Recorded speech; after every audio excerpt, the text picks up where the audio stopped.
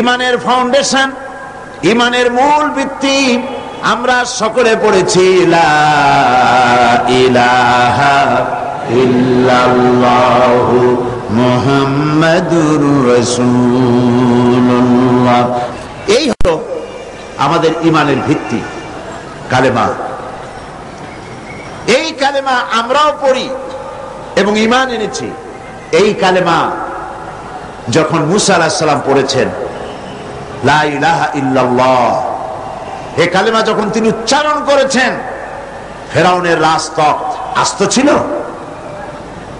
কথা বুঝতে পারছেন? এই কালেমার ধাক্কায় ফেরাউনের রাজতক্ত কি আস্ত ছিল? চুরমার হয়ে গেছে, দরিয়ায় নীলে ডুবে মরতে হয়েছে।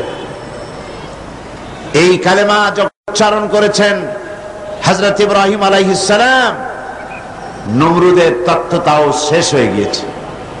এই কালেমা যখন উচ্চারণ করেছেন মুহাম্মদুর রাসূলুল্লাহ সাল্লাল্লাহু আলাইহি ওয়াসাল্লাম, তখন আবু জাহাল, আবু লাহাব, উতবা, শাইবা, মুগীরা বংশশুদ্ধ, এদের সমস্ত রাজ ব্যবস্থা, সমস্ত সবকিছু ছিন্ন ভিন্ন হয়ে গিয়েছে। এই কালেমা আমরা উচ্চারণ করি, আমরাও পড়ি, কিন্তু ওই আসর হয় না যেই আসর হতো আম্বিয়া আলাইহিমুস সালাম কালেমার দাওয়াত দিলে, সাহাবায়ে কেরাম দাওয়াত দিলে যে আসর হতো, সেই আসর আমাদের দাওয়াতে হয় না। কথা ঠিক কিনা? বিষয়টা দেখুন, ওনারা দাওয়াত দিয়েছেন মুসা আলাইহিস সালামকে, ফেরাউনের মোকাবেলা করতে হয়েছে কালেমার দাওয়াত দিয়ে। ইব্রাহিম আলাইহিস সালাম কালেমার দাওয়াত দিয়ে নমরুদের মোকাবেলা করতে হয়েছে। সমস্ত নবীদেরকে মোকাবেলা করতে হয়েছে, রাসূল করিম সাল্লাল্লাহু আলাইহি ওয়াসাল্লামকে মোকাবেলা করতে হয়েছে। আর এই কালেমার দাওয়াত বর্তমান বিশ্বে দেওয়া হচ্ছে। সেই দাওয়াতে লোকেরা ফুল পাচ্ছে, মালা পাচ্ছে। ওনারা দাওয়াত দিতে গিয়ে জেল হয়েছে, জরিমানা হয়েছে, অত্যাচারিত হয়েছে, হিজরত করতে হয়েছে। আর বর্তমান যুগের দাওয়াত দিতে গেলে সেই অবস্থা হচ্ছে না, বরং অন্যরকম হচ্ছে। সুতরাং বোঝা যাচ্ছে যে দাওয়াতটি আল্লাহর পয়গম্বরেরা যেভাবে পেশ করেছেন ওইভাবে পেশ করা হচ্ছে না। ঈমানকেও আমরা সঠিকভাবে অনুধাবন করতে পারিনি। এই ঈমান কি শিক্ষা দেয়? আল্লাহর উপরে ঈমান আনলে সেই ঈমানদারকে কি শিক্ষা দেয় ঈমান, এই কথাটা আমি আপনাদের সাথে বলতে চাই। ঈমান বিল্লাহ, আল্লাহর প্রতি মানুষ যখন ঈমান আনে, তার প্রথম শিক্ষাটাই হচ্ছে ঈমানদারকে, ঈমান বিল্লাহ তাকে আত্মমর্যাদায় সমুন্নত করে, তাকে আত্মমর্যাদা শিক্ষা দেয়। সেটা কি? সেটা হচ্ছে ঈমান আনার আগে সে পাথর দিয়ে মূর্তি তৈরি করে তার সামনে মাথা নত করত, গাছের সামনে মাথা নত করত, সাপের সামনে মাথা নত করত, শক্তির সামনে মাথা নত করত, হাত দিয়া মূর্তি বানাইয়া তার সামনে নিজের ভালো মন্দ কামনা করত। এটা সে করত। কিন্তু যখন ঈমান আনলো, তখন কোরআন তাকে বলছে, ঈমানদার ব্যক্তিকে কোরআন শিখালো, ইন্নাল্লাযীনা তাদউনা মিন দুনিল্লাহি ইবাদুন আমসালুকুম। কোরআন মুমিন বান্দাকে শিখালো, আল্লাহ রাব্বুল আলামিনকে বাদ দিয়ে তোমরা যাদের আশ্রয় গ্রহণ করো, যাদেরকে ডাকো, যাদের সাহায্য চাও, ওরা তোমার মতো আমার বান্দা, আমার গোলাম। সুতরাং তোমার মধ্যে মর্যাদার আত্মমর্যাদা বোধ, পার্সোনালিটি, শাখসিয়ত সৃষ্টি করে ঈমান। কে সৃষ্টি করে? ঈমান। এই পাথরের মূর্তি তোমাকে কিছু দিতে পারবে না, এই মাটির মূর্তি তোমাকে কিছু দিতে পারবে না, এই বিরাট বিরাট গাছগুলি, সাপগুলি কিচ্ছু দিতে পারবে না। যাদের কাছে তোমরা সাহায্য চাও, কোরআনে কারীম বলছে, লা ইস্তাতিউনা লাহুম নাসরান ওয়ালা আনফুসাহুম ইয়ানসুরুন।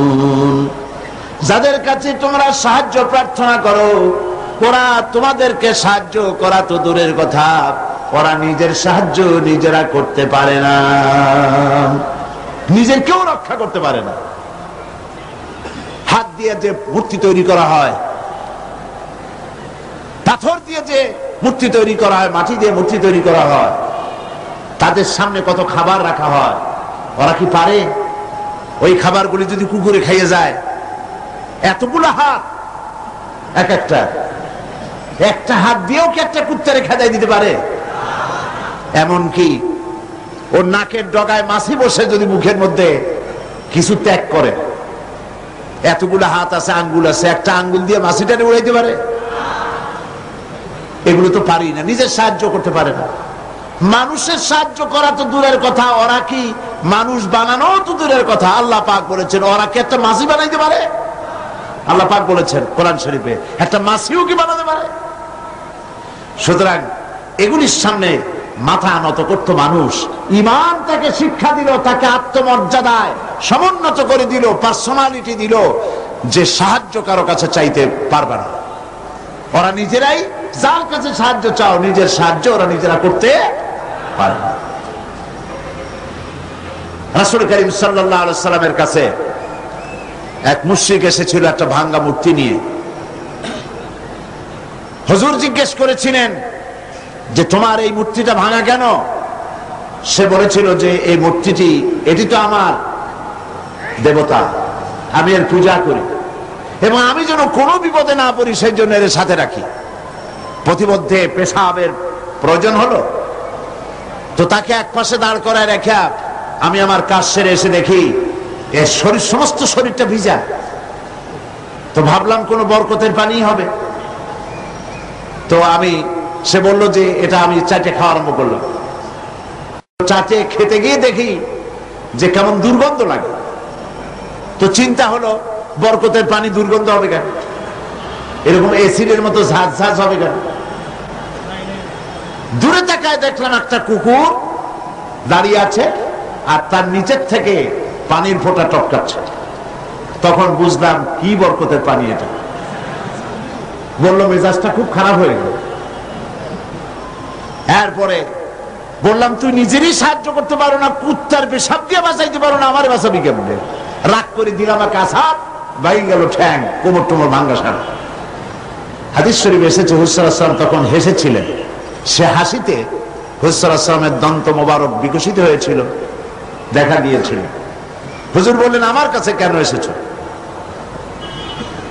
মুশরিক ব্যক্তি বলছেন আমি আমার জীবনের ভুল বুঝতে পেরেছি, আমার ভুল বুঝতে পেরেছি, আমি আর অন্ধকারে থাকতে চাই না, আমি ইসলাম কবুল করতে এসেছি। আল্লাহর নবী তারে শেখালেন পড়ো লা ইলাহা ইল্লাল্লাহু মুহাম্মাদুর রাসূলুল্লাহ। আল্লাহ ছাড়া কোনো ইলাহা নাই, আইনদাতা নাই, বিধানদাতা নাই, এবং তিনি হচ্ছেন সমস্ত শক্তির উৎস। আজকে শক্তির উৎস বলা হয় জনগণকে। নেতা নেত্রীরা পার্লামেন্টেও বলেন, পার্লামেন্টের বাইরেও বলেন, জনসভায় বলেন, তারা বলেন শক্তির উৎস জনগণ, দেশের মালিক জনগণ। আল্লাহ পাক বলছেন লিল্লাহি মা ফিস সামাওয়াতি ওয়া মা ফিল আরদ, আসমান এবং জমিনের একচ্ছত্র মালিকানা কার? আল্লাহ। আল্লাহর নাম নিলে কি লজ্জা করে?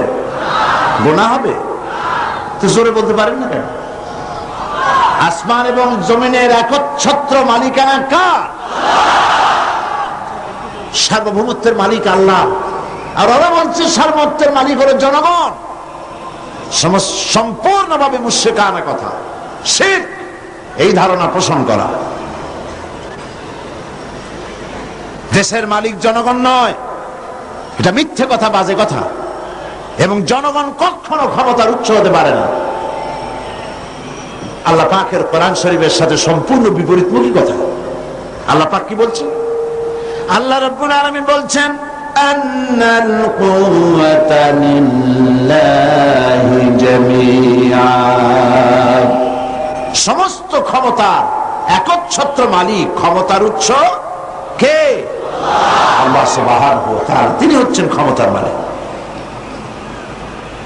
আল্লাহ পাক আরো বলেন, ওয়ামা লাকুম মিন দুনিল্লাহি মিন ওয়ালিয়্যিন ওয়ালা নাসীর। তোমাদের জন্য আল্লাহ ছাড়া কোনো সাহায্যকারী নাই, এবং তিনি একমাত্র, তিনি ছাড়া তোমাদের কোনো পৃষ্ঠপোষক নাই, সাহায্যকারীও কেউ নাই, পৃষ্ঠপোষকও কেউ না। কত রাষ্ট্র শাসক গোমরা বেদাতপন্থী ফকিরদের কাছে গিয়ে মুরিদ হইল, ক্ষমতা যখন চলে গেল সে বেদাতপন্থী ফকির তারে বাঁচাইতে পারলো না। আমি নাম নিলাম না। আমাদের দেশেও এবং আমাদের দেশের বাইরেও, পার্শ্ববর্তী দেশেও মুসলমান রাষ্ট্র শাসক বেদাতি ফকির, বেসরা ফকির এদের কাছে গিয়েছে, মুরিদ হয়েছে এবং মনে করেছে উনি আমার বাঁচাইবে, ক্ষমতা টিকায় রাখবে। ক্ষমতা যখন চলে গেল ফকিররা তার দিকে তাকায় থাকলো, নিজে ফকির, ওরে দেবে কি? ও নিজেই তো ফকির। ওয়াল্লাহু গানি ওয়াল্লাহুল গানিয়্যু ওয়া আনতুমুল ফুকারা। কেবলমাত্র বেনিয়াজকে, যিনি কারো মুখাপেক্ষী নন, আর সব ফকির। সুতরাং তোমাদের কোনো পৃষ্ঠপোষক নাই, আল্লাহ ছাড়া কোনো বন্ধু নাই, ওলি নাই, মনিব নাই, কেউ নাই সাহায্যকারী। কে ছাড়া? এবার দেখুন আল্লাহ রাব্বুল আলামিন তার হাবিবকে লক্ষ্য করে বলছেন, ওয়া ইন ইয়ামসাসকাল্লাহু বিদুররিন ফালা কাশিফা লাহু ইল্লা হুয়া ওয়া ইউরিদকা বিখাইরিন ফালা রাদ্দা লিফাদলিহি। আল্লাহ পাক বলছেন, আল্লাহ যদি তোমার কোনো অকল্যাণ করতে চান, তোমাকে যদি কোনো বিপদে ফেলতে চান, তাহলে সেই বিপদ থেকে তোমাকে কেউ রক্ষা করতে পারবে না। আর আল্লাহ যদি তোমাকে কোনো ফজল করম করতে চান, অনুগ্রহ করতে চান, সে অনুগ্রহ প্রত্যাহার করারও ক্ষমতা কারো নাই। সুবহানাল্লাহ। এ কথা কাকে বলা হচ্ছে? আল্লাহ পাক বলছেন তার রাসূলকে, আল্লাহ যদি আপনার কোনো অকল্যাণ করেন, আল্লাহ যদি আপনার কোনো বিপদ দেন, সেই বিপদ থেকে আপনাকে কেউ রক্ষা করতে পারবে না। সুবহানাল্লাহ বলবেন না? আর আল্লাহ পাক যদি আপনাকে কোনো কল্যাণ দিতে চান, সেই কল্যাণ থেকে আপনাকে কেউ ফিরাইতে পারবে না। এই বিশ্বাস মনের মধ্যে রাখুন। এটাই হচ্ছে ঈমান। ঈমান বিল্লাহ, আল্লাহর প্রতি ঈমান। এই শিক্ষা আমাদেরকে দেয়। আমাদের কপাল পুড়ছে কেন? কপাল পড়েছে তো এই কারণে, আল্লাহকে ছেড়ে দিয়ে মানুষ মাজারে গিয়ে সেজদা দিয়েছে, কবরে গিয়ে সেজদা দিয়েছে, বেসরা ফকিরদের কাছে গিয়েছে। তাসাউফ একটি মহান বিষয়, একটি পবিত্র বিষয়। এই বিষয়টাকে ব্যবসায় পরিণত করা হয়েছে, এবং তাওহীদের কনসেপশন ক্লিয়ার না থাকার কারণে শিরক এবং বিদআত চরমভাবে বেড়েছে। মানুষ এগুলির কাছে গিয়ে সাহায্য কামনা করেছে, যার ফলে আল্লাহ পাক নারাজ হয়েছে। মুমিন ব্যক্তি, ঈমান বিল্লাহ মুমিন ব্যক্তিকে এই ট্রেনিং দেয়, সে আত্মমর্যাদা সম্পন্ন হবে। সে কখনোই কারো কাছে হাত পাতবে না, তার মর্যাদা এত বাড়বে। সে রিস্কের ব্যাপারে, মানুষ তো রুজিটারই একটু বেশি, রুজি না হইলে বাঁচবে কি করে, রিস্কের জন্যই সে সংগ্রাম করে। হক কথা বলতে গলা আটকে আসে। এই কথাটা যদি বলি তাহলে আর যদি দাওয়াত না হয়, এই কথাটা যদি বলি তাহলে যদি চাকরি না থাকে, এই কথাটা যদি বলে ফেলি তাহলে যদি জেলে যাই, এইসব হীনমন্যতায় পেয়ে বসে যারা ঈমান বোঝে নাই। আর ঈমান যাদের উপলব্ধি হয়েছে, ঈমানের বুঝ যাদের এসেছে, ঈমান তাদেরকে শিক্ষা দিয়েছে, রিস্কের জন্য হক কথা বলা থেকে বিরত থেকো না, কারণ রিস্কের মালিক কে? আল্লাহ রাব্বুল আলামিন বলেছেন, ইন্নাল্লাহা হুয়ার রাজ্জাকু যুল কুওয়াতিল মাতিন। নিশ্চয়ই যেন আল্লাহই হচ্ছেন মহান রিজিক দাতা, নিরঙ্কুশ শক্তির অধিকারী। রিস্কের মালিক হচ্ছেন তিনি। খেতে দেওয়ার মালিক কে বলেন? সবাই বলেন মালিক কে? কাজী হক কথা বলতে আপত্তি কোথায়? এই মসজিদে চাকরি না থাকে আরেক মসজিদ হবে, এই মাদ্রাসায় চাকরি না থাকে আরেক মাদ্রাসায় হবে। এই চাকরি ছাড়া আল্লাহ আপনারা খাওয়াইতে পারবে না, এটা বিশ্বাস করেন নাকি? তাহলে হক কথা বলতে আপত্তি কোথায়? হক কথা বলার লোকের সংখ্যা কমে গিয়েছে, কথা ঠিক কিনা? হক কথা বলা হচ্ছে না বলেই তো সাহস পাচ্ছে ইসলাম বিরোধীরা, সাহস পাচ্ছে নাস্তিক আর মুরতাদেরা। আল্লাহ রাব্বুল আলামিন কোরআনে কারীমের মধ্যে বলেছেন, ওয়ামা মিন দাব্বাতিন ফিল আরদি ইল্লা আলাল্লাহি রিজকুহা। এই পৃথিবীর বুকে এমন কোন বিচরণশীল জীব নাই যেই জীবের রিস্কের দায়িত্ব আমি আল্লাহ বা নিজ হাতে উঠাই নেই নাই। বিশ্বাস হয় না? এত বড় কথা। সমস্ত প্রাণীর রিস্কের দায়িত্ব কার হাতে? কার হাতে? আমার দেশে সরকার আছে, পৃথিবীর প্রত্যেকটা দেশে সরকার আছে, আছে না? সরকারবিহীন দেশ আছে কিনা আমি জানি না, সব দেশেই সরকার আছে। আর প্রত্যেকটা সরকারের ফরেন মিনিস্টার আছে, হোম মিনিস্টার আছে, তারপরে ফুড মিনিস্টার আছে, এগ্রিকালচার মিনিস্টার আছে, আছে না? মন্ত্রণালয় আছে না? এর মধ্যে একটা মন্ত্রণালয় হলো খাদ্য মন্ত্রণালয়, ঠিক কিনা?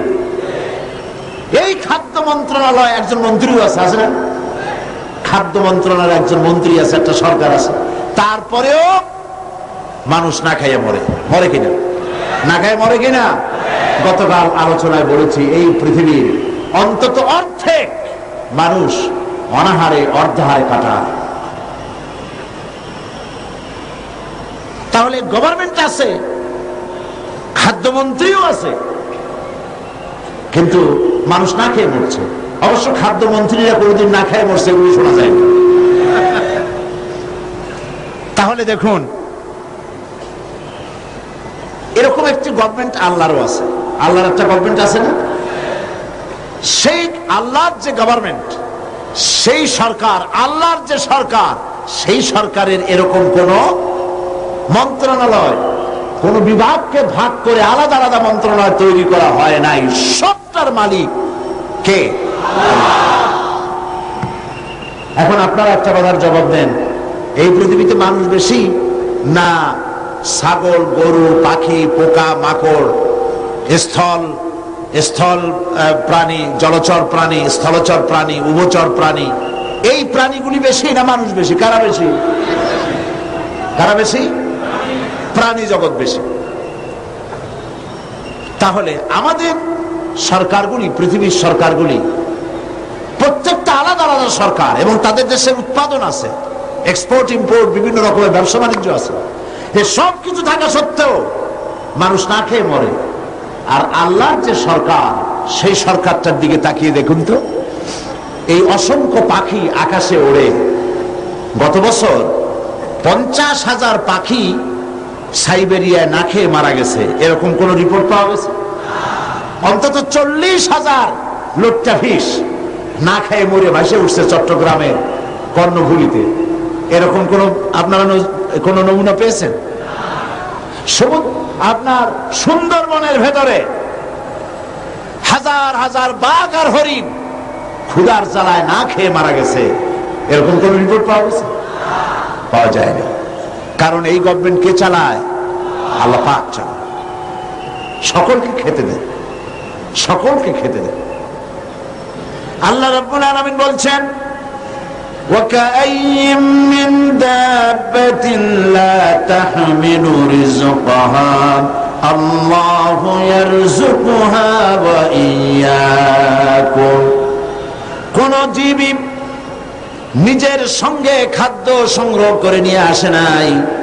সমস্ত জীবের খাদ্য আমি সরবরাহ করি, তোমাদেরকেও আমি খাদ্য সরবরাহ করি। খেতে দেওয়ার মালিক কে? আল্লাহ পাক। এই জমিন থেকে আল্লাহ পাক খাদ্য দিচ্ছেন, আকাশ থেকে খাদ্য দিচ্ছেন। আমাদের রিস্ক এই জমিনে নয়, আমাদের রিস্ক কোথায়? আসমানে। আসমান থেকে আল্লাহ পাক রিস্কের ব্যবস্থা করে থাকেন। সুতরাং ঈমান প্রথম যে শিক্ষাটা দিল, ঈমান বিল্লাহ প্রথম যে শিক্ষাটা দিল, সেই শিক্ষাটা হলো এই যে আমি আমার মাথা নত করতে পারবো না, আমার আত্মমর্যাদা সৃষ্টি হবে ব্যাপারে যে আমি পৃথিবীর কোন মন্ত্রীর গোলাম নই, কোন প্রেসিডেন্টের গোলাম নই, কোন পীর বুজুর্গের গোলাম নই, কোন মানুষের গোলাম নই, আমি গোলাম কেবলমাত্র কার? জোরে বলুন, সে আল্লাহ পাকের গোলাম, যার হাতের মুঠায় সমস্ত প্রাণীর জীবন। তিনি আমাকে খেতে দেন, তিনি আমাকে পড়তে দেন, তিনি আমাকে সাহায্য করেন, তিনি আমাকে বিপদ থেকে বাঁচান। ঈমান। 2 নম্বরে ঈমান বিল্লাহ মানুষকে যে শিক্ষা দেয়, সে শিক্ষাটা হচ্ছে মুমিনকে নিরহংকার বানায়। সুবহানাল্লাহ বলেন। মুমিন ব্যক্তির ভিতরে কোনো অহংকার জায়গা পাবে না, সে বিনয় হবে, বিনম্র হবে, নিরহংকার হবে। কারণ হচ্ছে আল্লাহ পাক তাকে বলেছেন ওয়া হুয়াল কাহিরু ফাওকা ইবাদি, আল্লাহর কর্তৃত্ব থেকে বেরিয়ে আসার ক্ষমতা কোন মানুষের নাই। আল্লাহ পাক বলেছেন ইয়া মা'শারাল জিন্নি ওয়াল ইনস, হে পৃথিবীর মানুষেরা আর জিনেরা, ইন ইসতাতা'তুম আন তানফুযু মিন আকতারিস সামাওয়াতি ওয়াল আরদ, যদি সম্ভব করতে পারো আমার আকাশের নিচের থেকে, আমার জমিনের উপর থেকে বেরিয়ে যাও। আল্লাহ পাক বলেন ফানফুযু লা তানফুযুনা ইল্লা বিসুলতান, কখনোই সম্ভব হবে না আমার আকাশের নিচ থেকে, আমার জমিনের থেকে বেরিয়ে যাওয়া। সুতরাং আমার কর্তৃত্ব থেকে বেরিয়ে যাওয়ার কোনো উপায় নাই, আমার কর্তৃত্বের মধ্যেই থাকতে হবে। সেই জন্য কোন অহংকার মুমিন বান্দার মধ্যে হতে পারে না। কিসের অহংকার করবেন? স্বাস্থ্যের অহংকার করবেন। কতটা স্বাস্থ্যের মালিক হয়েছেন, আল্লাহ পাক যদি ইচ্ছে করেন তাহলে ডায়রিয়া দিয়ে দিবেন, এমন ডায়রিয়া হবে। ডায়রিয়া কি খুব শক্ত না পাতলা? ডায়রিয়া পাতলা, যত বেশি পাতলা হয় কয় স্ট্রং ডায়রিয়া। এই পাতলা জিনিস কেমনে স্ট্রং হয় আল্লাহ জানে। এমন স্ট্রং ডায়রিয়া হলো সলিমুদ্দি কোথায় খুঁজে পাওয়া যায় না, স্বাস্থ্যের মালিক। সুতরাং স্বাস্থ্যের বড়াই করবেন না, বিদ্যার বড়াই করবেন। কত বড় বিদ্যা অর্জন করেছেন, টাকার বড়াই করবেন, কত টাকার মালিক হয়েছেন। আল্লাহ পাক যদি ব্রেনের মধ্যে টিউমার দিয়ে দেন, ব্লাডের মধ্যে ক্যান্সার দিয়ে দেন, আল্লাহ পাক যদি হার্টের মধ্যে মারাত্মক কোন রোগ দিয়ে দেন, সারা পৃথিবী বিক্রি করবেন, ঔষধের পয়সা হবে না। আপনি তো জানেন না কত বড় নিয়ামত ভোগ করছেন। প্রতি মুহূর্তে শ্বাস ফেলছেন, শ্বাস গ্রহণ করছেন, নিঃশ্বাস ফেলছেন, শ্বাস গ্রহণ করছেন। এটা কি নিয়ামত নয়? বলেন, এটা কি নিয়ামত নয়? এই নিয়ামতটা আপনি বুঝেন না। এই নিয়ামতটা বোঝার জন্য যার শ্বাসকষ্ট আছে, শ্বাসকষ্টের রোগী আছে না, বুঝেন তো? শ্বাসকষ্টের রোগীর কাছে গিয়ে জিজ্ঞেস করেন, সে বলতে পারবে একটা শ্বাসের দাম কত। সুবহানাল্লাহ বলবেন না? সুতরাং আল্লাহ পাকের এই নিয়ামত, অর্থের নিয়ামত দিয়েছেন আল্লাহ পাক। অর্থের বড়াই করো না, স্বাস্থ্যের বড়াই করো না, বিদ্যার বড়াই করো না, ক্ষমতার বড়াই করো না। এই ক্ষমতা দেওয়ার মালিক আল্লাহ, আর সিনায় নেওয়ার মালিকও আল্লাহ পাক। মানুষ বোঝে না, মানুষ বোঝে না, ক্ষমতায় পাগল হয়ে বসে এবং সিংহাসনের চতুর্দিকে স্ক্রু নাট দিয়ে টাইট দিতে থাকে, যাতে কখনো এই চেয়ার ছাড়া না লাগে। চেয়ারের হাতল 2 হাত দিয়া ধরিয়া 2 পাও দিয়া পায়ের সাথে ব্যাট দিয়ে পেঁচাইয়া মজবুত হয়ে বসে থাকে, নড়বই না। কিন্তু থাকতে তো পারবে না। কি বলেন? পণ্ডিত জওয়াহরলাল নেহেরু পাগলা গারদ দেখতে গিয়েছিলেন। পাগলেরা দেখিয়া জামা কাপড় কেতা দুরুস্ত সুপুরুষ, তাকে দেখে জিজ্ঞেস করছেন তুমি কে? তিনি বললেন আমি ভারতের প্রধানমন্ত্রী, আমার নাম পণ্ডিত জওয়াহরলাল নেহরু। পাগলেরা বলছে ও, আমরাও যখন এখানে আসছিলাম এই তোমার মতো এরকমের লম্বা লম্বা কথা আমরাও বলতাম, থাকো কিছুদিন আমাদের সাথে, তোমার গরম মাথাও ঠান্ডা হয়ে যাবে। কাজী ক্ষমতায় যারা থাকে, ক্ষমতায় গিয়ে আল্লাহর ক্ষমতাকে ভুলে যায়, জনগণকে ধোঁকা দেয়, কিন্তু সময় যখন হয়, আল্লাহ যখন ছিনায় নেন ক্ষমতা, তখন রক্ষা করতে কেউ। এই জন্য মুমিন ব্যক্তির দ্বিতীয় নম্বরের শিক্ষা হচ্ছে মুমিনকে ঈমান বিল্লাহ, তাকে বিনয় এবং বিনম্র হওয়ার শিক্ষা প্রদান করে।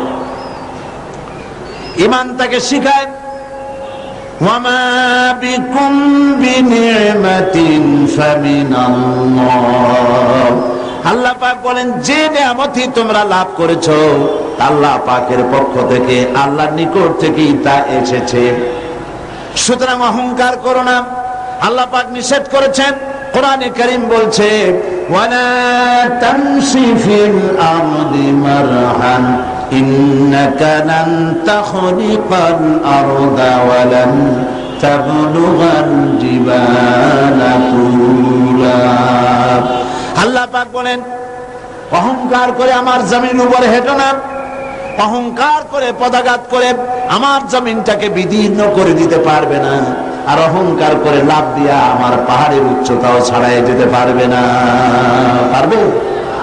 অহংকারের ঠেলায় সালামও দিতে চায় না। আছে কিনা এরকম মানুষ? সালামও দিতে চায় না। তুমি যে অহংকার করো, তুমি কি পারবে তোমার পাও দিয়া লাথি মেরে জমিনটারে ফাটাই দিতে?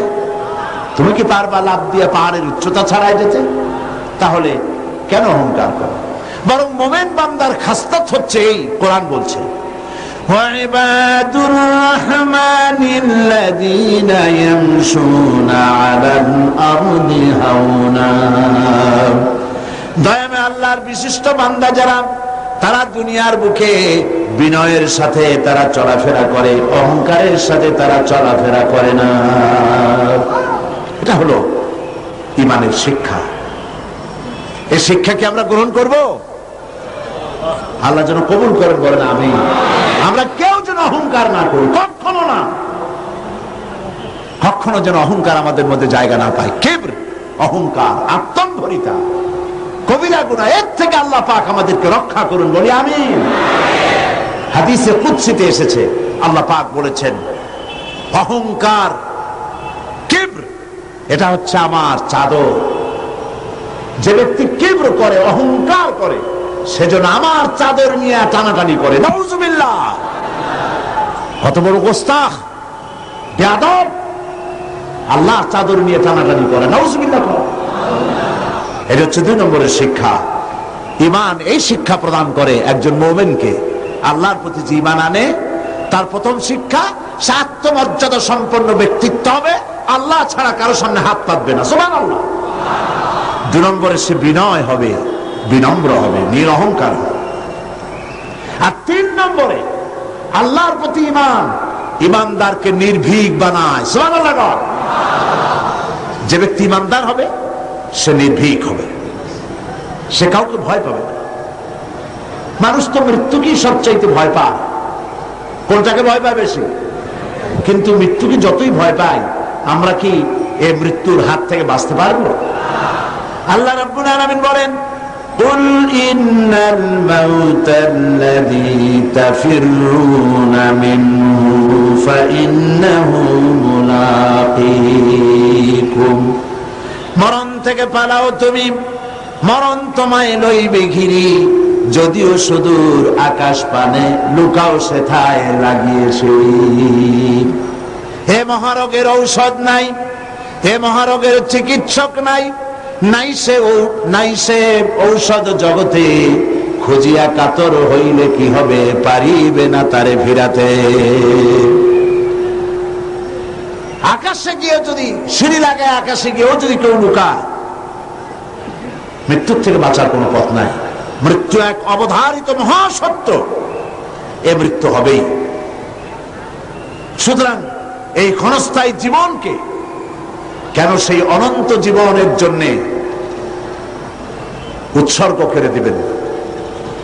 অর্থাৎ মৌতকে ভয় পেয়ে, মৃত্যুর ভয় করে মানুষ হক কথা থেকে বিরত থাকবে না, হকের দাওয়াত দিতেই থাকবে। যেহেতু মৃত্যু তার নির্ধারিত সময় আসবেই। এই মৃত্যুর হাত থেকে যখন, একটি সবচাইতে বড় কথা বলি, রাসূল করিম সাল্লাল্লাহু আলাইহি ওয়াসাল্লামের চাইতে শ্রেষ্ঠ মানুষ আকাশের নিচে জমিনের উপরে হয়েছে কখনো? হবে কখনো? তার চাইতে শ্রেষ্ঠ আল্লাহর মাহবুব আর কি কেউ আছে?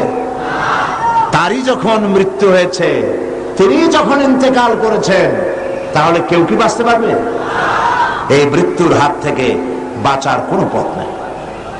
সেই জন্য মুমিন বান্দাকে তার জীবন তৈরি করতে হবে ঈমানের উপরে। আল্লাহ রাব্বুল আলামিন বলেছেন, ইন্নাল্লাহা আশতারা মিনাল মুমিনিনা আনফুসাহুম ওয়া আমওয়ালাহুম বিআন্না লাহুমুল জান্নাহ। আল্লাহ পাক বলেন, আমি আমার মুমিনের জান এবং মালকে খরিদ করে নিয়েছি, বিনিময় আমার মুমিন বান্দাকে আমার জান্নাত দিয়ে দিয়েছি, বেহেশতটা দিয়ে দিয়েছি আমার মুমিন বান্দাকে, তার জান আর মাল আমি কিনে নিয়েছি। এই জন্য মুমিন বান্দার এই চিন্তা থাকা দরকার যে আমার ভালো মন্দ সবকে করবেন। বলেন তো সবাই, খাইরিহি ওয়া শাররিহি মিনাল্লাহি তাআলা। ভালো আর মন্দ কে কার তরফ থেকে আসে? আল্লাহর পক্ষ থেকে আসে। আপনারা বিশ্বাস করুন, কোন ব্যক্তি ফু দিয়ে আপনার জীবনকে, আপনাকে সৌভাগ্যবান বানায় দেবে, অথবা কেউ ফু দিয়ে আপনার জীবনকে হতভাগ্য বানায় দেবে, এই বিশ্বাস কখনো করবেন না। আপনার ভালো আমার ভালো, আমার মন্দ আপনার মন্দ, আমাদের সকলের ভালো মন্দের একমাত্র মালিক আল্লাহ। ঈমানের কথা, ঈমান বিল্লাহ মানুষকে এই শিক্ষা দেয়, ওয়ামা হুম বিদাররিনা বিহি মিন আহাদিন ইল্লা বিইজনিল্লাহ। একথা সুস্পষ্ট যে আল্লাহ রাব্বুল আলামিনের অনুমতি ব্যতি রেখে আপনার ক্ষতি সাধন করার ক্ষমতা পৃথিবীর কারণে, যেটা হবার সেটা হবেই। আল্লাহ আপনার জন্য যেটা নির্ধারণ করে রেখেছেন এটা হবেই। আল্লাহ নির্ধারিত কোন জিনিস থেকে বাঁচবার কোন উপায় মানুষের নাই। আর যখন মউত আসবে, ওয়ামা কানা লিনাফসিন আন তামুতা ইল্লা বিইজনিল্লাহি কিতাবাম মুআজ্জালা। কোন প্রাণী আল্লাহর অনুমতি ছাড়া মরতে পারবে না, যেহেতু তার সুস্পষ্ট কিতাবের মধ্যে লেখা রয়েছে নির্ধারিত সময় ছাড়া কোন জায়গায়, কোন মাঠে, কোন জায়গায় মানুষের মৃত্যু হবে কেউ জানে না, নির্ধারিত কিতাবের মধ্যে তা লিপিবদ্ধ রয়েছে। সুতরাং ঈমান মানুষকে এই শিক্ষা প্রদান করে, আল্লাহর প্রতি ঈমান, যে মৃত্যুর ভয় করে হক থেকে ফিরে থাকতে পারবেন না। ঈমান বিল্লাহ মানুষের মধ্যে আশার সৃষ্টি করে, ভরসার সৃষ্টি করে, সে কখনো হতাশ হয় না। আল্লাহ রাব্বুল আলামিন মানুষকে নিরাশ হতে নিষেধ করেছেন, লা তাকনাতু মির রাহমাতিল্লাহ। হতাশা এক ধরনের কুফরি, নিরাশ হওয়া কুফরি। এই জন্য আল্লাহ পাক নিরাশ হতে নিষেধ করেছেন। মুমিনের ভিতরে আল্লাহ পাক আশাবাদ সৃষ্টি করেন, এটা হলো ঈমানের দাবি। আল্লাহ পাক কোরআনে কারীমে বলেছেন, ওয়ামান ইয়াকনুত মির রাহমাতি রাব্বিহি ইল্লা দাল্লুন। আল্লাহর রহমত থেকে কেবলমাত্র পথভ্রষ্ট লোকেরাই হতাশ হয়, নিরাশ হয়, আর কেউ নিরাশ হয় না। আল্লাহ পাকের রহমত থেকে নিরাশ হওয়া ঈমানের পরিপন্থী। এই জন্য ঈমানদার লোকেরা যখন রোগাক্রান্ত হয় তখন সে নিরাময়তার দিক থেকে ভেঙে পড়ে না, হতাশ হয় না, কারণ আল্লাহর প্রতি ঈমান তাকে বলে আল্লাযী খালাকানি ফাহুয়া ইয়াহদিন। তিনি আমাকে সৃষ্টি করেছেন আর তিনি আমাকে পথ প্রদর্শন করেছেন। ওয়াল্লাযী হুয়া ইউতঈমুনি ওয়া ইয়াসকিন। আর তিনি আমাকে আহার করান, তিনি আমাকে পান করান। ওয়াইদা মারিদতু ফাহুয়া ইয়াশফিন। আর আমি যখন অসুস্থ হই তখন আমাকে রোগমুক্ত করে দেন আল্লাহ রাব্বুল আলামিন। অসুস্থ হলে আমাকে রোগমুক্ত কে করেন? আল্লাহ রাব্বুল আলামিন। হযরত আইয়ুব আলাইহিস সালাম 18 বছর পর্যন্ত রোগাক্রান্ত থাকলেন। আমাদের মধ্যে অনেক মানুষ রোগাক্রান্ত হয় না? আমাদের প্রত্যেকেরই রোগ ব্যাধি মাঝে মধ্যে হয় না, হয় না? অনেক মানুষ আছে অসুখ হলে বলে এত নামাজ রোজা আমি করি আর রোগ আমার ছাড়া কেউ চলে যাবে, এত ভালো ভালো কাজ করি তারপরে আমার অসুখ হয়, আমার ছেলেবেলে মরে। এটা কেমন কথা? রোগ ব্যাধি এটাও আল্লাহর নিয়ামত, তন্দুরুস্তিও নিয়ামত, রোগ ব্যাধিও নিয়ামত।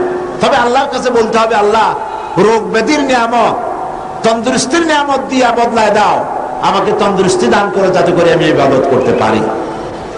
হযরত আইয়ুব আলাইহিস সালাম 18টি বছর পর্যন্ত রোগ ভোগ করার মধ্যে যখন শরীরের ভিতরে পোকা জমে গেল, জিহ্বায় যখন পোকা শুরু হয়েছিল, তখন তিনি বলেছিলেন রব্বুল আলামিন এতদিন কোনো কথা বলি নাই, এখন আমার জিহ্বায় পোকা ধরেছে, আয় আল্লাহ পাক তুমি দয়া করে আমার জিহ্বায় পোকা দিও না, কারণ আমার জিহ্বায় যদি পোকা হয়ে যায় তাহলে তুমি আল্লাহ তোমার জিকির আমি কি দিয়া করব? আল্লাহ পাকের কাছে বললেন আন্নী মাসানি আদ-দুররু ওয়া আনতা আরহামুর রাহিমিন। আয় আল্লাহ আমি অসুস্থ হয়ে পড়েছি আর তুমি হচ্ছ পরম করুণাময় দাতা এবং দয়ালু, আমাকে রোগমুক্ত করে দাও। এটা না বলে তিনি খুব কায়দা করে বললেন যায় আল্লাহ আমি অসুস্থ আর তোমার নাম রহমান রহিম। আল্লাহ রাব্বুল আলামিন তার দোয়া কবুল করলেন, আল্লাহ পাক তাকে শুনিয়ে দিলেন। আল্লাহ পাক বলছেন ফাকাশাফনা মা বিহি মিন দুররি ওয়া আতাইনাহু আহলাহু ওয়া মিসলাহুম মাহুম রাহমাতাম মিন ইনদিনা। আমি তার কষ্ট দূর করে দিলাম এবং তাকে কেবল তার পরিজনই ফেরত দিলাম না, বরং তার সঙ্গী সাথী যারা ছিল তাদেরকেও আমি ফেরত দান করে দিলাম। আল্লাহ পাক হযরতে আইয়ুব আলাইহিস সালামকে 18 বছর রোগ শোক ভোগ করার পর পূর্ণ সুস্থতা দান করে দিলেন। কোরআন শরীফে নজির এই সব ঘটনা আল্লাহ উল্লেখ করেছেন এই জন্য, যাতে করে আপনাদের কাউকে হতাশায় পেয়ে না বসে। হতাশ হওয়া এটা ঈমানের পরিপন্থী। এবার দেখুন হযরত ইয়াকুব আলাইহিস সালাম প্রাণ প্রিয় সন্তান হযরত ইউসুফ আলাইহিস সালামকে তিনি হারিয়ে ফেলেছেন। হযরত ইউসুফকে হারায়া হযরত ইয়াকুব কিন্তু হতাশ হয়ে যান নাই, বরং তিনি বলেছেন, আল্লাহ হযরত ইয়াকুব আলাইহিস সালামের কথাকে কোরআন শরীফে কোট করে দিলেন, ফাসাবরুন জামিলুন আসাল্লাহু আয়াতিয়ানি বিহিম জামিআ ইন্নাহু হুয়াল আলিমুল হাকীম। ধৈর্য ধারণ করাই উত্তম। ফাসাবরুন জামিল, উত্তম ধৈর্য ধারণ করলাম, এটাই উত্তম। হয়তো শীঘ্রই আল্লাহ পাক আমাকে আমার সন্তানকে আমার নিকট ফিরিয়ে দিবেন, এই কথা তিনি হতাশ হন নাই, বরং আল্লাহর প্রতি তিনি আশাবাদ ব্যক্ত করেছেন। আর আল্লাহ পাক তার এই দোয়া কবুল করেছেন। হযরত ইউসুফ আলাইহিস সালামকে তার পিতার কাছে আল্লাহ ফিরিয়ে দিয়েছেন, দেন নাই? কি বলেন, দেন নাই আল্লাহ পাক? হযরত ইউনূস আলাইহিস সালাম মাছের পেটের মধ্যে চলে গেলেন, মাছ তাকে গিলে ফেলল। ইউনূস আলাইহিস সালামকে গিলে মাছ নদীর অতল তলদেশে চলে গেছে, বাঁচার কোনো পথ নাই। মাছের পেটের ভিতরে দরজা নাই, জানালা নাই, ছিদ্র নাই, বেরোতে পারেন এমন কোন জায়গা নাই। আল্লাহ পাক হযরত ইউনূসের এই ঘটনা বলতে গিয়ে কোরআনে কারীমের মধ্যে বলছেন, ওয়াযান্নুন إذ ذهب مغاضبا فظن أن لن نقدر عليه فنادى في الظلمات أن لا إله إلا أنت سبحانك إني كنت من الظالمين মাছের পেটের ভেতরে বসে হযরত ইউনূস আলাইহিস সালাম চিৎকার দিলেন। কি পড়লেন? পড়েন আমার সাথে সবাই মিলে, লা ইলাহা ইল্লা আনতা সুবহানাকা ইন্নী কুনতু মিনাল যালিমিন। আয় আল্লাহ, আল্লাহ ছাড়া কোনো ইলাহ নাই, আমি তোমার পবিত্রতা ঘোষণা করছি, আমি আমার উপরে জুলুম করেছি। এই বলে তিনি কাঁদতেছিলেন। আর আল্লাহ রাব্বুল আলামিন ইউনূস আলাইহিস সালামের কান্না বুঝি শোনেন নাই?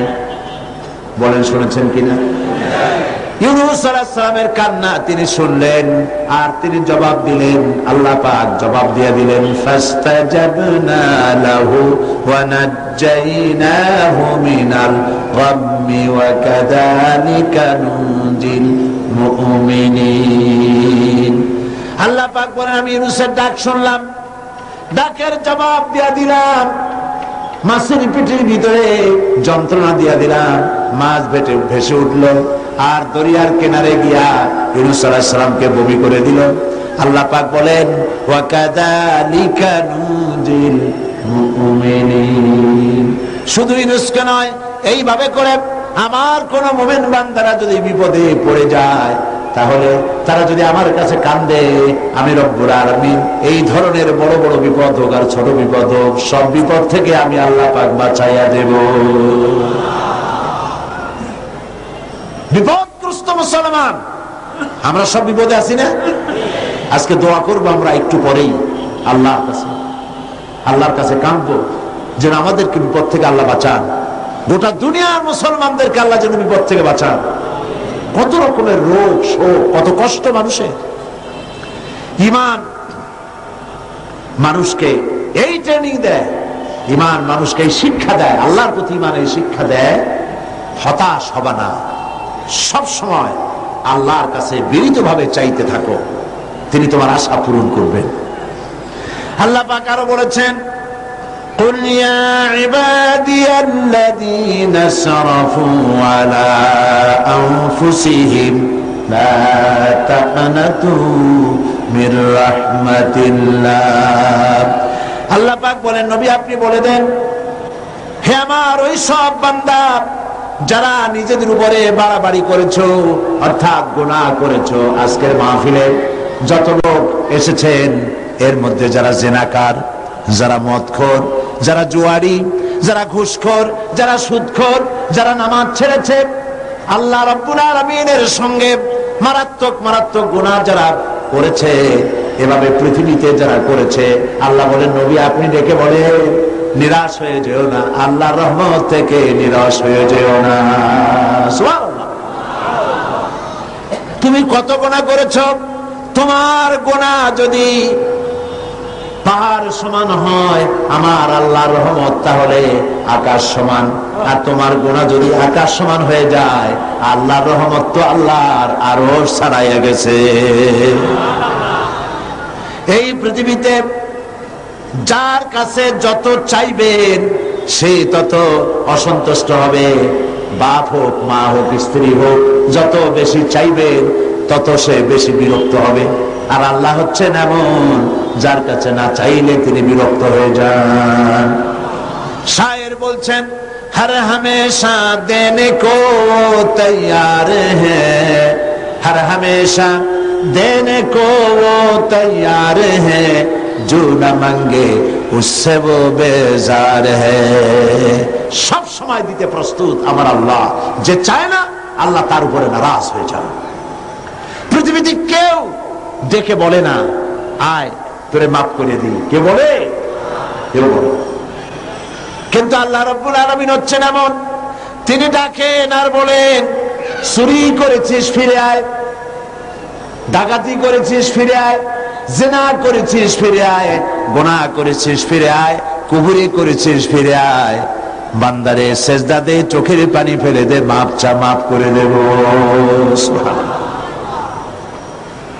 আল্লাহ পাক বলেন ইন্নাল্লাহা ইয়াগফিরুদ যুনুবা জামিআ ইন্নাহু হুয়াল গফুরুর রহিম।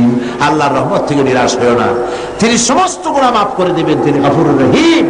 গুনাহ থেকে ফেরো আর তওবা করো, আল্লাহ মাফ করে দিবেন। সুবহানাল্লাহ বলেন। আল্লাহ পাক আরো বলেন وَإِذَا سَأَلَكَ عِبَادِي عَنِّي فَإِنِّي قَرِيبٌ। বান্দা যখন আমারে ডাকে, আল্লাহরে ডাকার জন্য মাইক লাগবে না, টেলিফোন লাগবে না, মোবাইল লাগবে না, চিৎকার করা লাগবে না। আল্লাহ পাক বলেন আমারে যখন বান্দা ডাকে, আমি বান্দার খুবই নিকটে। জোরে বলেন সুবহানাল্লাহ। আমি খুব নিকটে। কতদূর নিকটে?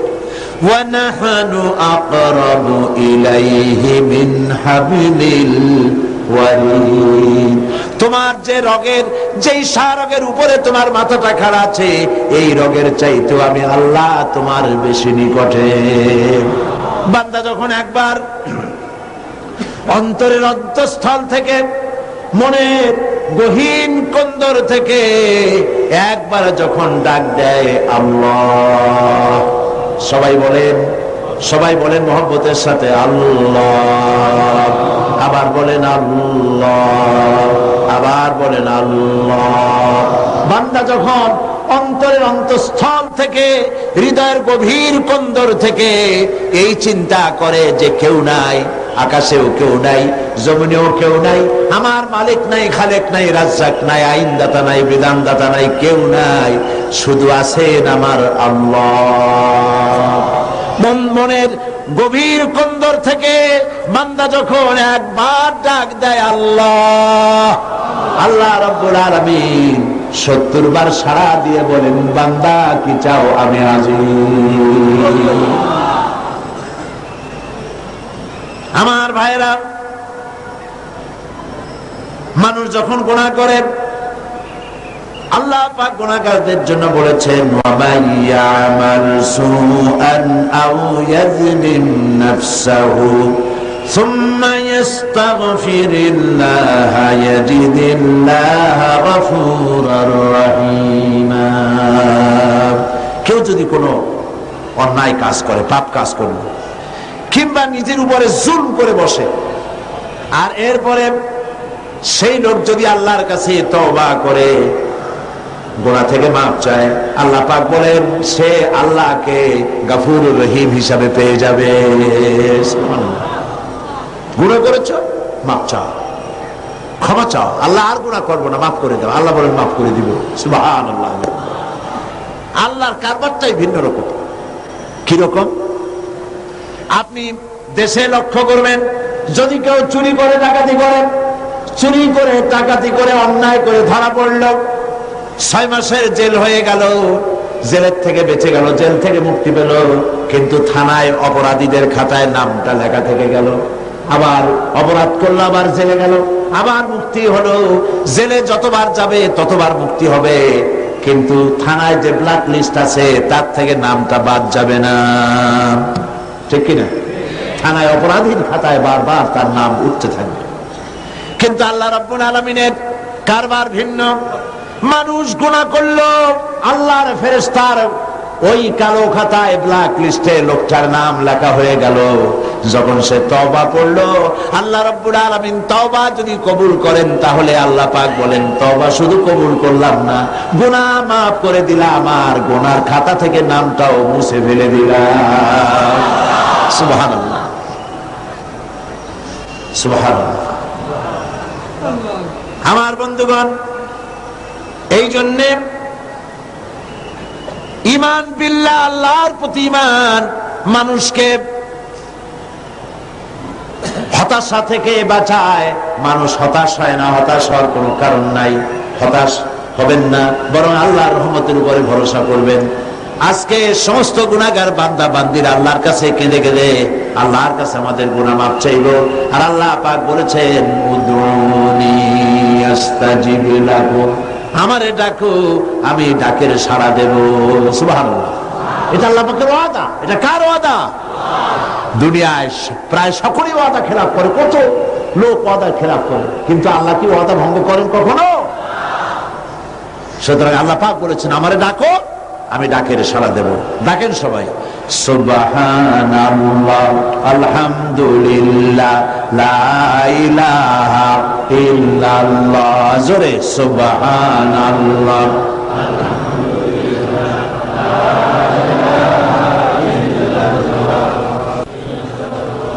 সুবহানাল্লাহ আলহামদুলিল্লাহ লা ইলাহা সুবহানাল্লাহ আলহামদুলিল্লাহ লা ইলাহা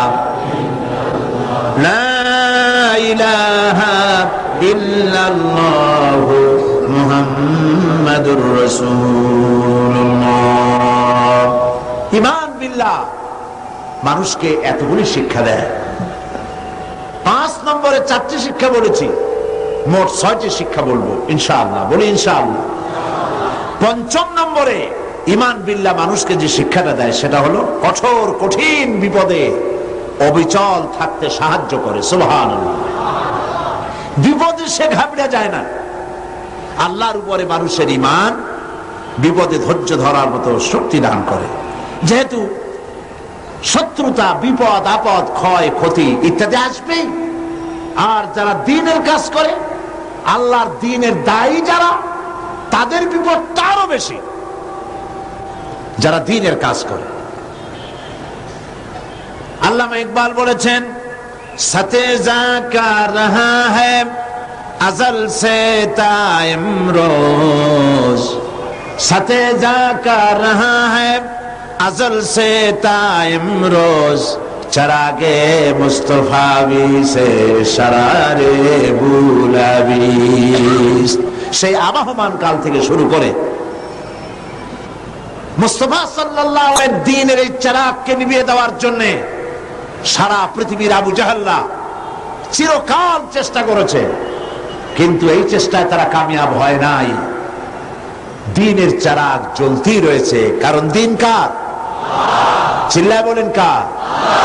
আল্লাহ পাক বলছেন ইউরিদুনা লিইউতফিউ নূরাল্লাহি বিআফওয়াহিহিম ওয়াল্লাহু মুতিম্মু নূরিহি ওয়ালাউ কারিহাল কাফিরুন। ওরা চায় মুখের ফু দিয়া আমার আলোকে নির্বাপিত করবে। আল্লাহ পাক বলেন আমি আমার নূরকে, আমার দ্বীনকে পূর্ণতা দান করব, তাতে কাফির বেঈমানদের মনের মধ্যে যত জ্বালা যন্ত্রণা হোক না কেন, ওরা যত জ্বলুক আর পুরুক, দ্বীন প্রতিষ্ঠা আমি করব ইনশাআল্লাহ। আল্লাহ পাক করবেন। দ্বীন প্রতিষ্ঠা কে করবেন? দ্বীনের পূর্ণতা কে দান করবেন? আল্লাহ পাক করবেন। আর এরা বিরোধিতা করতে থাকবে। বিরোধিতা করে কারা? আল্লাহ পাক বলছেন ওয়াকাযালিকা জাআলনা লিকুল্লি নাবিয়্যিন আদুওয়াম মিনাল মুজরিমিন। আর এমনি করে আমি সকল নবীর শত্রু বানিয়েছি সব পাপিষ্ঠ অপরাধ প্রমাণ লোকদেরকে। নবীর সাথে বিরোধিতা করলো কারা? পাপিষ্ঠরা। জোরে বলেন কারা? চিল্লায় কন্যা কারা? আল্লাহ পাক কোরআন শরীফ বলেছেন যে নবীদের বিরোধিতা করেছে সব পাপীরা, অপরাধ প্রবণতায় লিপ্ত এই পাপিষ্ঠরাই নবীদের বিরোধিতা করেছে। আর আজকে ইসলামী আন্দোলনের বিরোধিতা করে নেককার লোকেরা, নাকি? কারা? যারাই বিরোধিতা করে সব পাপিষ্ঠ। ইসলামী আন্দোলনের বিরোধিতা যারা করে তারা কি? চিল্লায় কও তারা কি? আপনারা লক্ষ্য করে দেখেন,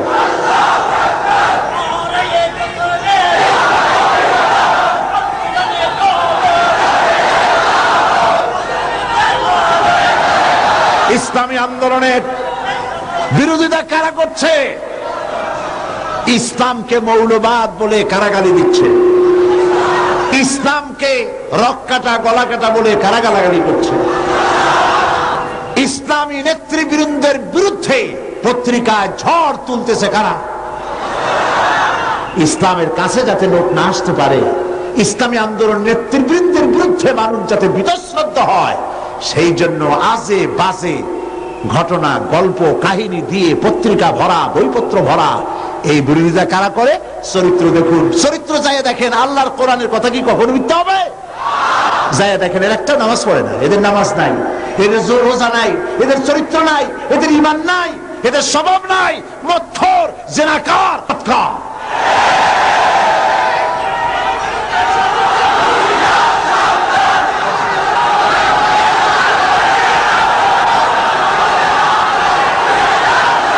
কঠিন বিপদে, কঠিন বিপদে আর কঠিন মুসিবতে ধৈর্য ধারণ করা দৃষ্টান্ত নবীগণ আমাদেরকে দেখায় গেছেন। আল্লাহর নবীরা ধৈর্য দেখায় গিয়েছেন। আজ এ পবিত্র রাতে শিক্ষা গ্রহণ করার তৌফিক আল্লাহ আমাদের দান করুন বলি আমি। যত বিপদ আসুক, আল্লাহ রাব্বুল আলামিন হযরতে মূসা আলাইহিস সালামের ঘটনা তুলেছেন। কত বড় বিপদ দেখো। فَلَمَّا تَرَأَى الْجَمْعَانِ قَالَ أَصْحَابُ مُوسَى إِنَّا لَمُدْرَكُونَ। যখন নাকি মূসা আলাইহিস সালামের সাথীরা দেখতে পেল ফেরাউন এবং তার দলবল তিন দিক থেকে আক্রমণ করেছে, একদিকে দরিয়ায় নীল, আর একদিকে, আর তিন দিক থেকে শত্রুরা ঘেরাও করেছে, তখন তারা বলছে আমরা পাকড়াও হয়ে গেছি, আমাদের তো আর উপায় নাই, এখন আমাদেরকে মেরে ফেলা হবে। আল্লাহ পাক হযরতে মূসার কথা কোট করে শোনাচ্ছেন। হযরতে মূসা বললেন, ক্বালা কাল্লা ইন্না মা'য়া রাব্বী সায়াহদীন। কখনো নয়, অবশ্যই আল্লাহ আমাদেরকে পথ দেখাই দিবেন। সুবহানাল্লাহ। চিন্তা করেছেন, তিন দিক থেকে আক্রান্ত, সারাশি আক্রমণ। ফেরাউন তিন দিক থেকে আক্রমণ করেছে, একদিকে দরিয়ার, তিন দিকে কি ফেরাউনি সৈন্য। পালাবার রাস্তা আছে? সেই জায়গায় পয়গম্বর কি বলছে? অবশ্যই আল্লাহ আমাদের পথ দেখাবে। পালাবার যেখানে কোনো পথ নাই, সেইখানে আল্লাহর পয়গম্বর বলছেন আল্লাহ পথ দেখাবেন। সঙ্গে সঙ্গে রব্বুল আলামিন কোরআনে কারিমে এই ঘটনা শোনাচ্ছেন। ফাআওহাইনা ইলা মূসা আনিদরিব বিআসাকাল বাহরা ফানফালাকা ফাকানা কুল্লু ফিরকিন কাত্তাউদিল আযীম। সহসা সমুদ্র দীর্ঘ হয়ে গেল। আল্লাহ পাক বললেন, হাতের লাঠি দিয়ে পানির উপরে আঘাত করো, পানি ফেরে গেল। দরিয়ার ভিতরে 12টা রাস্তা হয়ে গেল, আর এক একটা দেওয়াল পাহাড়ের মতো করে খাড়া হয়ে গেল। ওয়ানজাইনা মূসা ওয়া মান মা'আহু আজমাইন। এই রাস্তা দিয়া আমি মূসা এবং তার দলবলকে পার করে দিলাম। সুম্মা আগরাকনাল আখারিন। আর ফেরাউনের দলবলকে চুবাইয়া শেষ করে দিলাম। সুবহানাল্লাহ। হযরতে মূসার এই বিপদ থেকে কে বাঁচালেন? আল্লাহ পাক। দুনিয়ার সব মুসলমান মুমিনদেরকে এই কথা বলছেন, আল্লাহর প্রতি ঈমান আনার অর্থ এটাই, বিপদ আসুক, মুসিবত আসুক, যাই আসুক, অবিচল দৃঢ়তার সাথে বুক ফুলায় দাঁড়ায় থাকো এবং আল্লাহর কাছে সাহায্য কামনা করো। হযরতে হুদ আলাইহিস সালামের বিরুদ্ধে গোটা সমাজ লেগে গেল। হযরতে হুদ গোটা রাষ্ট্রকে বললেন, ফাকিদুনি জামিআ সুম্মা লা তুনজিরুন। তোমরা সকল রকমের চক্রান্ত করো, আমার বিরুদ্ধে ষড়যন্ত্র করো, আর আমাকে এতটুকু অবকাশ দিও না। ইন্নী তাওয়াক্কালতু আলাল্লাহি রাব্বী ওয়া রাব্বিকুম। আমি ভরসা করেছি সেই আল্লাহর উপরে, যিনি তোমাদের রব আর আমারও রব। অতএব তোমরা যত পারো আমার বিরুদ্ধে ষড়যন্ত্র চালাও। এই সাহসিকতা দেখিয়েছিলেন হযরতে হুদ আলাইহিস সালাম। মুমিন বান্দাদেরকে এই সাহস থাকা দরকার। সমস্ত রকমের বাতিল, জাহিলি, তাগুতি, সমস্ত শক্তির অন্যায়ের বিরুদ্ধে দাঁড়াতে হবে। আর ঝড়ের মতো, টর্নেডোর মতো যত বিপদ আসুক, ইন্না কাইদাশ শায়তানি কানা দাঈফা, শয়তানের চক্রান্ত আসলে দুর্বল। শয়তানের চক্রান্ত আসলে কি? দুর্বল। কে বলতেছেন? আল্লাহ বলতেছেন দুর্বল। আপনি সবল মনে করবেন কেন? আপনারা কি সবল মনে করেন? সুতরাং আল্লাহ পাককে সবচাইতে শক্তিশালী মনে করতে হবে। এবার রাসূল করিম সাল্লাল্লাহু আলাইহি ওয়াসাল্লাম এর অবস্থা দেখুন। হিজরতের রাতে সর পাহাড়ের গুহার ভিতরে যখন আশ্রয় নিয়েছেন, কাফেররা যখন খুঁজতে খুঁজতে এসে গেছে, হযরত আবু বকর বলছেন আর উপায় নাই, আমরা ধরা পড়ে গেছি। হযরত আবু বকর ভয়তে কেঁদে ফেললেন। আমরা ধরা পড়ে গেছি, মাত্র দুজন আমরা, ওরা অনেক লোক এসেছে, আমরা ধরা পড়ে গেলাম। আল্লাহ নবী তখন কি বললেন?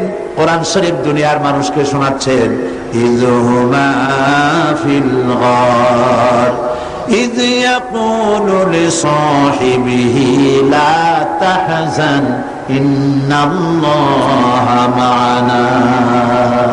স্মরণ করো সেই সময়ের কথা যখন নবী করিম সাল্লাল্লাহু আলাইহি ওয়াসাল্লাম তার সাথী আবু বকর রাদিয়াল্লাহু তাআলা আনহুকে বললেন, লা তাহজান, চিন্তা করো না, গমগীন হয়ো না, দুশ্চিন্তা করো না, ইন্নাল্লাহা মা'ানা, নিশ্চয়ই আল্লাহ আমাদের সাথে আছেন। সুবহানাল্লাহ। এর থেকে বড় শক্তি আর কিছু হতে পারে? নবীর শিক্ষা এটা। ভয় পেও না, সমস্ত বিপদের মোকাবেলা করতে হবে সাহসিকতার সাথে। একথা ঘোষণার সঙ্গে সঙ্গে আল্লাহ পাক বলেন, ফাআনজালাল্লাহু সাকিনাতাহু আলাইহি ওয়া আইয়াদাহু বিজুনুদিন লাম তারাওহা। আল্লাহ পাক তখন আল্লাহ তার মনে গভীর শান্তি, স্বস্তি এবং প্রশান্তি দান করে দিলেন। আর এমন সৈন্য পাঠালেন, যেই সৈন্য দিয়ে সাহায্য করলেন যাকে তোমরা দেখতে পাও নাই। এই সাহায্য করেছেন আল্লাহ পাক। এভাবে আল্লাহ পাক বিপদে আপদে মুসলমানদেরকে চিরকাল সাহায্য করেছেন। সেই সাহায্যের ঘটনা আমি এখানে আনতে চাই না। আমার মূল বক্তব্য ছিল যে আল্লাহ পাকের উপরে ঈমান আনলে পরে সেই ঈমান এই ট্রেনিং দেয়। সর্বশেষ ঈমান, আল্লাহর প্রতি ঈমান মানুষকে 6 নম্বরে যে উপকারটা করে, যে ট্রেনিংটা দেয়, সেটা হলো নৈতিক সংশোধন এবং কর্মের শৃঙ্খলার শিক্ষা দেয়। ঈমান, ঈমান বিল্লাহ, আল্লাহ পাকের প্রতি যারা ঈমান আনে, সেই ঈমান মানুষকে এমন ভাবে তৈরি করে দেয়, তার আখলাক ভালো হয়, তার চরিত্র ভালো হয়। এই কারণে যে আল্লাহ রাব্বুল আলামিন তাকে বলেছে, ইন্নাল্লাহা লা ইয়াখফা আলাইহি শাইউন ফিল আরদি ওয়ালা ফিস সামা। আল্লাহ পাক বলেন, নিঃসন্দেহে আসমান এবং জমিনের ভিতরে কোনো জিনিস আল্লাহর কাছে গোপনীয় নাই। এই কথা কি আমরা বিশ্বাস করি? না, করি না। বিশ্বাস করলে কি এই দুরবস্থা হয়? আল্লাহ রাব্বুল আলামিনের কাছে কোনো জিনিস গোপন নাই, এইটা বিশ্বাস করলে আমরা কোনো গুনাহের কাজে যাইতে পারতাম? আমরা গুনাহের কাজ মানুষ করতে পারতো না, ভয় পাইতো আল্লাহ পাকের। আল্লাহ পাক সবকিছু দেখতে পান, শুনতে পান। আল্লাহ পাক বলছেন, মানুষের নৈতিক মান সৃষ্টি করার জন্য কোরআনে কারীমের মধ্যে আল্লাহ বলে রেখেছেন, মা ইয়ালফিযু মিন কাওলিন ইল্লা লাদাইহি রাকীবুন আতীদ। মানুষ এমন কোনো কথা বলে না যে কথাকে ফেরেশতারা রেকর্ড করে না রাখে। সব কথা রেকর্ড হয়ে যায়। আল্লাহ পাক বলছেন, মা ইয়াকুনু মিন নাজওয়া সালাসাতিন ইল্লা হুয়া রাবিউহুম। এমন 3 জন নাই যেখানে তোমরা পরামর্শ করো, ওইখানে চতুর্থ সত্তা রয়েছে যার নাম হচ্ছে আল্লাহ। যেখানে তোমরা 3 জন, সেখানে চতুর্থ কে? ওয়ালা খামসাতিন ইল্লা হুয়া সাদিসুহুম। যেখানে তোমরা 5 জন, সেখানে আল্লাহ হচ্ছেন ষষ্ঠ। ওয়ালা আদনা মিন যালিকা ওয়ালা আকসারা ইল্লা হুয়া মাহুম আইনামা কানু। এর থেকে সংখ্যায় যদি কম হও, এর থেকে সংখ্যায় যদি বেশি হও, বান্দারে তুমি আছো যেখানে আল্লাহ রাব্বুল আলামিন আছেন সেখানে। এই বিশ্বাস যদি ভিতরে থাকে, মানুষের নৈতিকতার মান বেড়ে যায়, চরিত্র ভালো হয়। ঘুষ খাইতে পারে না, ঘুষ খাইতে পারে? ঘুষ খাওয়ার সময় মনে হবে আল্লাহ আমারে দেখতেছে। ঘুষের টাকা যখন নিবে তখন তার মনের মধ্যে কি জায়গা দেবে? মনের মধ্যে কি উঠবে? আল্লাহ দেখতেছেন। কে দেখছেন? আল্লাহ দেখছেন। জেনা করতে যখন যাবে তখন তাকে সে মনে করবে আল্লাহ আমাকে দেখছে। সুদের টাকা নিচ্ছে, মনে করবে আল্লাহ দেখছে। মদ খাইতেছে, কেউ দেখতেছে না, আল্লাহ দেখতেছে। কে দেখতেছে? এই বিশ্বাস মনের মধ্যে জায়গা দিলে তবেই আল্লাহ পাকের উপরে ঈমান কামেল হবে। আমার ভাইরা, আল্লাহ পাক সেজন্য বলেছেন, ইয়া আইয়ুহাল্লাযীনা আমানু হাল আদুল্লুকুম আলা তিজারাতিন তুনজিকুম মিন আযাবিন আলীম। হে বিশ্বাসীরা, আমি কি তোমাদের কেমন একটি ব্যবসার কথা বলবো না, যে ব্যবসায় তোমাদেরকে কঠিন জাহান্নামের শাস্তি থেকে বাঁচাইয়া দেয়? অর্থাৎ অবশ্যই বলবো, সেই ব্যবসার পুঁজি হলো কয়টা? কয়টা? তিনটা। এক নম্বরে কি? আল্লাহর প্রতি ঈমান। এক নম্বরে কি? সেই ঈমান, সত্যিকারের ঈমান আনলে পরে কি শিক্ষা দেয় ঈমান, সে কথাগুলি আমি এতক্ষণ আপনাদের সামনে বললাম। সুতরাং আজকে আর আমি কথা বাড়াবো না, বাকি কথা আগামীকাল বলবো ইনশাআল্লাহ। আপনারা ইবাদত করবেন, সেই জন্য রাত আর বাড়াতে চাই না। আপনারা যারা দাঁড়ানো আছেন মুনাজাতের জন্য বসে পড়ুন। আল্লাহুম্মা আমিন। রব্বানা যালামনা আনফুসানা ওয়া ইন লাম তাগফির লানা ওয়া তারহামনা লানাকুনান্না মিনাল খাসিরিন। ربنا ظلمنا أنفسنا وإن لم تغفر لنا وترحمنا لنكونن من الخاسرين। رب العالمين, আজ এই পবিত্র রজনীতে লক্ষ লক্ষ জনতা তোমার দরবারে ভিক্ষুকের মতো হাত উঁচা করেছে। তোমার রহমতের নজর দিয়া আরশে আজিম থেকে প্যারেড ময়দানের দিকে তাকাও। আয় আল্লাহ পাক, দুনিয়া এমন কোন গুনাহ নাই যা কম বেশি আমরা করি নাই। আল্লাহ তুমি দয়া করে মেহেরবানি করে আমাদের জিন্দেগীর সকল গুনাহ মাফ করে দাও রব্বুল আলামিন। আয় আল্লাহ তাআলা, আমাদের আলোচনার সওয়াব, দুরূদ ও সালামের সওয়াব রাসূল করিম সাল্লাল্লাহু আলাইহি সাল্লামের রূহ মুবারকে পৌঁছায়া দাও রব্বুল আলামিন। আয় আল্লাহ তাআলা, আমরা যারা এই মুহূর্তে হাত তুলেছি, বড় আশা করে হাত তুলেছি, আমাদের মধ্য থেকে যাদের মা বাপ দুনিয়া থেকে জনমের মতো বিদায় হয়ে গেছে, আল্লাহ কবরগুলিকে জান্নাতের টুকরা বানায়া দাও রব্বুল আলামিন। আত্মীয় স্বজন কেউ যদি বিদেশে যায়, ইউরোপে যায়, আমেরিকায় যায়, বছর বছর 6 মাস 3 মাস অন্তর চিঠি দিয়ে খবর পাওয়া যায়। প্রত্যেক দিন ইচ্ছে করলে টেলিফোনে খবর পাওয়া যায়। আমাদের মা বাপ যারা দুনিয়া থেকে বিদায় হয়ে গেল, বছরের পর বছর হয়ে গেছে, কোনো খবর জানি না। আয় আল্লাহ, আজকের এই পবিত্র রজনীতে আমাদের মা বাবের জন্য দোয়া করি। আল্লাহ, আমাদের মা বাবের কবরগুলিকে জান্নাতের টুকরা বানায়া দাও। আয় আল্লাহ তাআলা, তোমার কাছে কি চাইবো? না চাওয়াতে কত কিছু দিছো, চাইতে তো সরব করো তোমার কাছে। যা পাওয়ার যোগ্যতা রাখি না, তার থেকে বেশি তুমি দিয়েছো বাবু। তবুও না চাইলে তুমি রাগ করো, তাই তোমার কাছে চাবো না, কার কাছে চাইবো বাবু? যা চাইলাম তা দিও, যা চাইতে পারলাম না আমাদের জন্য দরকার সেটাও তুমি দিয়ে দিও, আর যেগুলি আমাদের জন্য অকল্যাণ তার থেকে আমাদেরকে তুমি বাঁচাই দিও। আল্লাহ, কোরআন শরীফ আমাদের সকলকে বোঝার তৌফিক দিও, সহি করে তেলাওয়াতের তৌফিক দিও। আল্লাহ তাআলা, বিগত 21টি বছর তুমি তোমার এই ছোট্ট গোলামকে দিয়ে কোরআনের কথা তুমি তোমার বান্দাদেরকে শুনিয়েছো।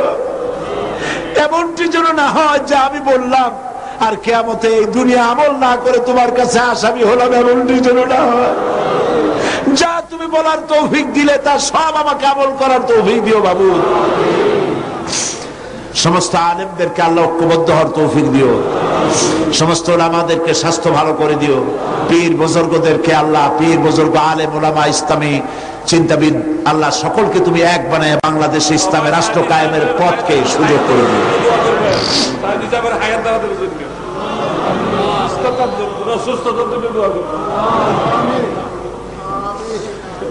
আল্লাহ পাক আমাদের স্ত্রী, আমাদের সন্তান, আমাদের ছেলে মেয়ে সবাইকে হিদায়াত করো আল্লাহ, সবাইকে নামাজি বানাও, সকলকে দিনদার বানাও, সকলকে পরেজগার বানাও।